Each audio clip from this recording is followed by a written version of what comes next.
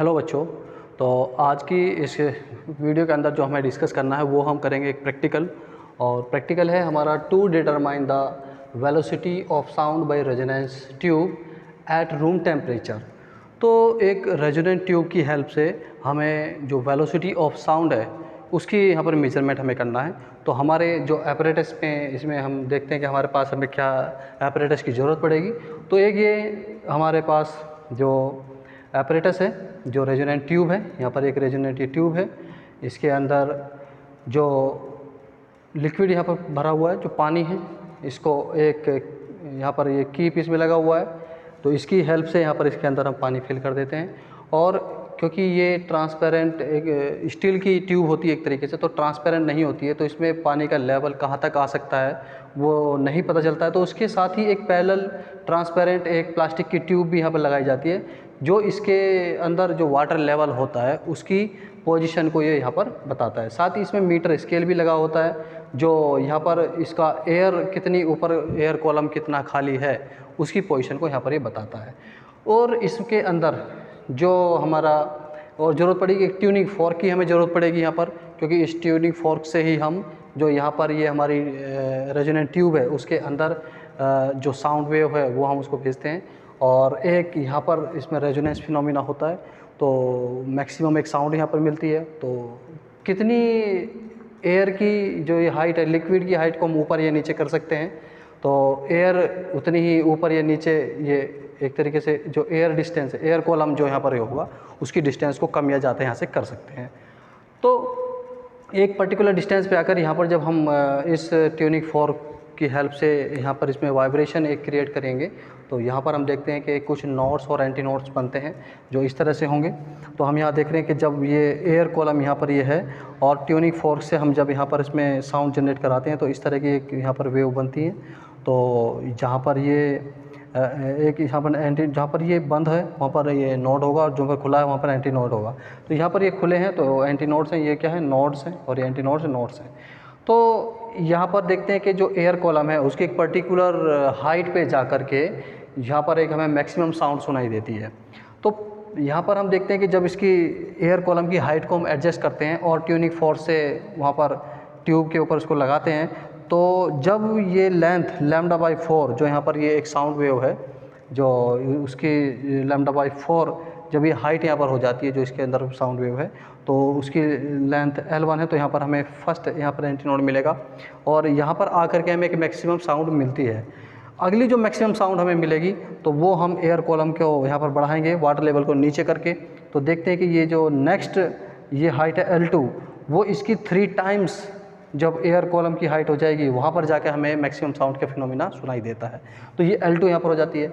और इसके साथ ही हमारे पास एक फिनोमिना होता है जो velocity of sound at room temperature it is equal to 2n और L2 माइनस L1। जो यहाँ पर n है, तो जो हम यहाँ पर ट्यूनिंग फॉर्क यूज़ करेंगे, अभी हम ये हमारे पास एपरेटस भी इसमें रखा हुआ है, तो ये एक इसके अंदर ये जो यहाँ पर ये स्टील का एक एयर कॉलम यहाँ पर ये है, रेजोनेंट ट्यूब ये है, इसके अंदर लिक्विड भरा हुआ है। क्योंकि लिक्विड बाहर से नहीं दिख सकता है तो इसके साथ में ही एक पैरेलल प्लास्टिक की ये ट्यूब भी लगी होती है जिसके अंदर वाटर लेवल है, और साथ ही एक स्केल भी यहाँ पर लगा हुआ है। और इस मग की हेल्प से हम इसके अंदर पानी भरते हैं और इसके अंदर पानी कहाँ तक गया वो इस ट्यूब की हेल्प से हम देख लेते हैं कि यहाँ पर ये अभी इसमें जो लिक्विड यहाँ पर भरा हुआ है वो यहाँ तक है, और यहाँ पर ये स्केल भी लगा हुआ है। तो स्केल से हम नाप सकते हैं कि यहाँ पर ये इसकी हाइट कहाँ तक है। तो ये अभी इसको हम जब रेटिंग लेंगे इसके बारे में भी देखेंगे कैसे इसके अंदर रेटिंग लेंगे और कैसे यहाँ पर हम एक रेजोनेंस ट्यूब की हेल्प से रेजोनेंस फिनोमिना भी यहाँ पर करा कर देखेंगे और वेलोसिटी ऑफ साउंड भी यहाँ पे कैलकुलेट करेंगे। तो ये है this is the velocity of sound at room temperature. And यहाँ पर जो हमारा ट्यूनिंग फॉर्क होगा जो स्वरित्र द्विभुज होता है उसकी फ्रिक्वेंसी होती है, और L2 जो है ये यहाँ पर सेकेंड जो रेजोनेंस हमें मिलेगा, और वहाँ पर जो एयर कॉलम होगा उसकी हाइट है, और ये है फर्स्ट L1 क्या है यहाँ पर एयर कॉलम की ये लेंथ है जब हमें पहला रेजोनेंस मिलेगा। और इसके साथ ही एक ये टेबल यहाँ पर होगी। पहला हम देख लेते हैं कि सीरियल नंबर 1, और यहाँ पर एक जो N ट्यूनिंग फॉर्क है तो वो N यहाँ पर हम ले लेते हैं जो एक ट्यूनिंग फॉर्क हमारे पास है। तो वो ये है एक ट्यूनिंग फॉर्क हमारे पास, इस तरह का ट्यूनिंग फॉर्क है ये, और इस पर भी फ्रीक्वेंसी लिखी हुई है और यहाँ पर इसकी जो ये फ्रिक्वेंसी है ये 256 हर्ट्ज़ यहाँ पर ये है। तो एक तरीके से 256 हर्ट्ज़ यहाँ पर इसकी फ्रिक्वेंसी है इस ट्यूनिंग फोर्क की। तो इससे हम यहाँ से वाइब्रेशन कराते हैं, किसी भी इसको रबड़ की पैड पे मार के इसमें वाइब्रेशन क्रिएट कराते हैं इस तरह से। तो और इसके पास में यहाँ पे लाते हैं और देखेंगे कि अभी तो रेजोनेंस नहीं हो रहा, तो कुछ साउंड नहीं आ रही है, लेकिन एक टाइम के बाद यहाँ पर तो अधिकतम साउंड यहाँ पर सुनाई देती है। तो यहाँ पर फर्स्ट रेजोनेंस जो होगा L1 वो हम यहाँ पर लिखेंगे और सेकंड रेजोनेंस L2 यहाँ पर होगा। फिर इन दोनों का माइनस करेंगे और इनका मीन निकाल लेंगे। तो ऐसे ही हम इसकी बार बार फ्रिक्वेंसी चेंज करके बहुत सारे रीडिंग यहाँ पर ले सकते हैं और उसका मीन निकाल सकते हैं और फिर यहाँ से इस फॉर्मूले में रख के वेलोसिटी ऑफ साउंड कैलकुलेट किया जा सकता है। This is a velocity of sound at room, जो भी टेम्परेचर T है, किसी भी रूम टेम्परेचर है उस पर भी है, लेकिन एट एब्सोल्यूट जीरो टेम्परेचर पर हमें निकालने के लिए ये फॉर्मूला हम लगा सकते हैं वहाँ पर। तो जो हमारा वेलोसिटी रूम टेम्परेचर पर आई है, तो रूम टेम्परेचर लगभग 27 डिग्री सेल्सियस मान सकते हैं, 30 डिग्री सेल्सियस मान सकते हैं। तो इन दोनों को हम वेलोसिटी को एट टेम्परेचर T यानी कि रूम टेम्परेचर पे और एब्सोल्यूट जीरो टेम्परेचर पे भी T = 0 डिग्री केल्विन पे भी हम इसकी वेलोसिटी को फाइंड कर सकते हैं। तो चलिए देखते हैं कि कैसे इससे हम रेजोनेंस ट्यूब की हेल्प से वेलोसिटी ऑफ साउंड को कैलकुलेट करते हैं। तो सबसे पहले ये एक यहाँ पर ट्यूनिंग फोर्क है, हम बार बार इसको थोड़ा सा करें ऐसे करके देखेंगे। अभी हमें यहाँ पर कोई साउंड सुनाई नहीं दे रही है। तो अभी इसके जो वाटर एयर कॉलम है वो यहाँ पर है, तो यहाँ पर इतनी इसके अंदर लिक्विड भरा हुआ है, यहाँ से यहाँ तक पूरा नीचे भरा हुआ। अब इसके वाटर लेवल को हम थोड़ा सा कम करते हैं। तो वाटर लेवल को कम करने का मतलब है कि हमें ये वाली हाइट तक पहुँचना है। ये जो इसके अंदर साउंड वेव हम जनरेट कर रहे हैं उसकी जो वेवलेंथ है, जब वो λ/4 हो जाएगी तो इस पर आकर वो फर्स्ट रेजोनेंस हमें मिलेगा। तो धीरे धीरे इसको कम करेंगे, वो यहाँ से इसको कम किया जा सकता है। तो इसको थोड़ा सा लूज़ करेंगे और यहाँ पर हम देखेंगे कि ये तो थोड़ा सा इसका लेवल ये नीचे को आ रहा है। तो अब इस एयर कॉलम की हाइट को हम ऊपर या नीचे करके एडजस्ट करके इसके अंदर जो एयर कॉलम है उसको एडजस्ट कर सकते हैं। फिर एक ट्यूनिंग फोर्क यहाँ पर लेते हैं। अभी हम इसकी फ्रिक्वेंसी में देख रहा हूँ कि ये 384 हर्ट्ज है। तो मैं जब इस एयर कॉलम को नीचे लाऊंगा तो कि हमें वो पोजीशन फाइंड करूंगा जहाँ पर फर्स्ट रेजोनेंस हमें मिले। फर्स्ट रेजोनेंस की पहचान इसमें कैसे होगी? इसमें पहचान होगी कि जब ये साउंड हमें यहाँ पर तेजी से सुनाई देने लगेगी। अभी इसको कुछ रबड़ पैड पे हम स्टार्ट करा के यहाँ से इसमें वाइब्रेशन होने लगते हैं और उस वाइब्रेशन को फिर हम इसके पास लाएंगे तो देखेंगे कि एक तेज हमें साउंड सुनाई देती है। तो वो तेज साउंड जब हमें सुनाई देगी तो उस एयर कॉलम की हाइट हमें इस मीटर पैमाने से नाप करके टेबल के अंदर लिखनी है। एक तो वो जब पहली साउंड हमें आएगी तेज एक पर्टिकुलर एयर कॉलम की हाइट पर, वो जैसे हम उससे ऊपर नीचे जाएंगे तो वो साउंड अलग हो जाएगी, मतलब खत्म हो जाएगी। लेकिन यहाँ पर जब दूसरे फिर आगे से बढ़ाते जाएंगे तो एक और पोजीशन ऐसी आएगी जहाँ पर हमें रेजोनेंस फॉर्मूला मिलेगा, मतलब साउंड तेज आने लगेगी। वो L2 होगा। उस L2 माइनस L1 को, उन दोनों का डिफरेंस हमें लेना है। तो मेन हमारा इसका जो काम है वो ये है कि जो हमारे दो रेजोनेंस आते हैं, तो पहला फर्स्ट रेजोनेंस, एक सेकंड रेजोनेंस, उसकी हमें एयर कॉलम की लेंथ यहाँ से फाइंड करनी होगी। तो अब हम इसके रबड़ पैड पे यहाँ पर इस तरह से मार के इसके अंदर वाइब्रेशन कराए जाते हैं, तो इससे भी काम चला जा सकता है। तो मैं यहाँ पर इसको ट्राई करके देखता हूँ।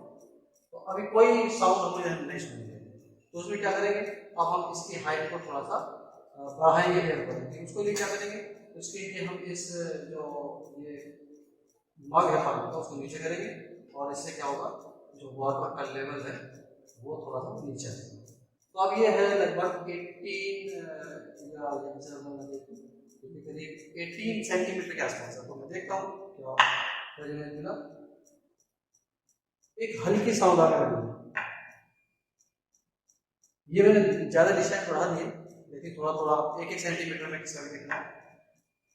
तो अभी हल्की साउंड आ, तो थोड़ा सा अब यहाँ से माइनर से चेंज करूंगा। ये 18 है तो मैं इसको यहाँ से एक तरीके से 19 कर दूंगा। अब मैं यहाँ देखता हूँ क्या स्थिति आती है। वो थोड़ी सी तेज आवाज बढ़ी है, तो मैं इसको थोड़ी सी और नीचे कर देता हूँ, जिससे वाटर लेवल नीचे को आएगा और जो पाइप के अंदर एयर वाली जो लेंथ है वो बढ़ेगी। तो अब ये करीब 20.5 के आसपास है। ये साउंड थोड़ी सी और तेज हुई है यहाँ पर और मैं इसको थोड़ा सा और बढ़ाऊंगा। तो अब ये करीब 21.5 मैंने ऐसे कर दिया है। अब यहाँ पर तेज हमें साउंड यहाँ पर सुनाई दे रहा है।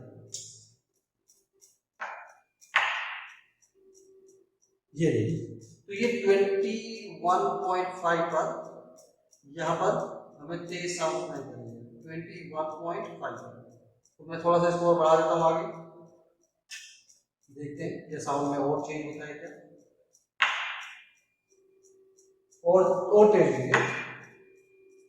अब यहाँ पर और तेज आ रही है, लेकिन 22.2 यहाँ पर ये है। और थोड़ी सी और बढ़ा के देखता हूँ तो ये कम हुई है। 22.2 पर मैं देख रहा हूँ कि ये वहाँ पर काफी ज्यादा साउंड मुझे वहाँ पर सुनाई देती है।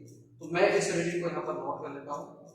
तो इस पेपर में मैं नोट कर लेता हूँ उसको, जो अभी यहाँ पे साउंड सुनाई दी है। तो ये पहला जो मुझे मिला है वो है 22.2 सेंटीमीटर। मैं इसको नोट कर लेता हूँ। और इसका जो सेकंड रेजोनेंस है उसको मैं फाइंड करने की कोशिश करता हूँ।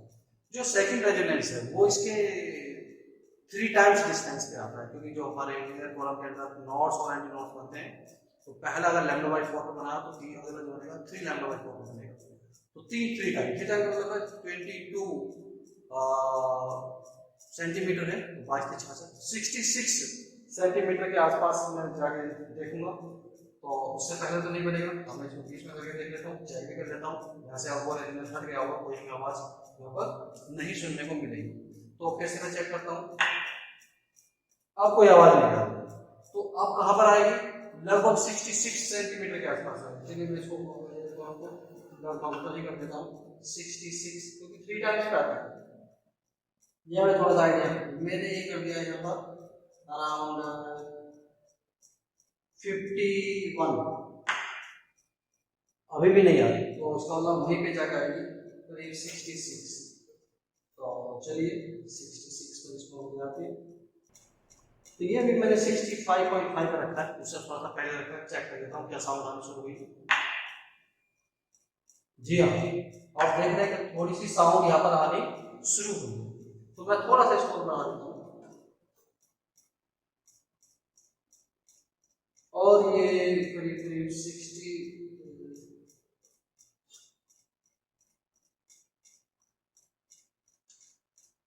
ये 67 के आसपास है, लेकिन साउंड अभी हल्की है, साउंड अभी हल्की है। तो इसी में इसको बढ़ा देता हूँ, 66 से थोड़ा सा ऊपर जाएगा। यहाँ पर देखते हैं, यहाँ पर आप साउंड कम कर रखिए, तेज आ रहा है, और थोड़ा सा कम कर दीजिए इसके नीचे। तो ये कम होगा। तो मैं देख रहा हूँ कि दूसरे जो रेजोनेंस यहाँ पर आया था वो 67.8 पर निकल के आया है, तो 67.8। तो मैं इसको भी नोट कर लेता हूँ यहाँ पर, ये 67.8 सेंटीमीटर हो गया। अब हमारा बस इतना ही काम इसके अंदर था, बाकी हमारा काम जो होगा वो कैलकुलेशन का यहाँ पर काम है। तो कैलकुलेशन को देख लेते हैं। तो पहला जो रेजोनेंस यहाँ पर आया था वो आया था एक तरीके से 22.2 सेंटीमीटर पे, और ये आया था फिर 67.8 सेंटीमीटर पे यहाँ पर निकल के आया था। और जो फ्रीक्वेंसी यहाँ पर ली है जो ट्यूनिंग फोर्क था, उसके अंदर मैं देख रहा हूँ कि 384 हर्ट्ज यहाँ पर यह था। अब हमें इसकी कैलकुलेशन करनी है। जो VT यहाँ पर ये है, this is equal to 2 into n, यहाँ पर ये है 384 हर्ट्ज है, और ब्रैकेट में जब इन दोनों को माइनस करेंगे तो 67.8 माइनस 22.2 ये करेंगे, और ये सेंटीमीटर में है तो मल्टीप्लाई कर देंगे 10⁻², तो मीटर में यहाँ से निकल के आ जाएगा। इस कैलकुलेशन को अगर हम थोड़ा हल करें और देखें तो चलो इनको माइनस कर लेते हैं यहाँ से। तो 67.8 माइनस 22.2, यहाँ से 65 और यहाँ से एक तरीके से 4। तो जो रेजोनेंस का डिफरेंस है वो 45.6 यहाँ पर निकलता है। तो 2 इंटू यहाँ पर 384 इंटू में यहाँ पर 10 यहाँ पर आएगा ये दोनों का जो डिफरेंस है 45 0.6 इंटू 10⁻⁻² आता है। तो इनकी आपस में मल्टीप्लाई करेंगे और देखेंगे कि कितना निकल के आता है। तो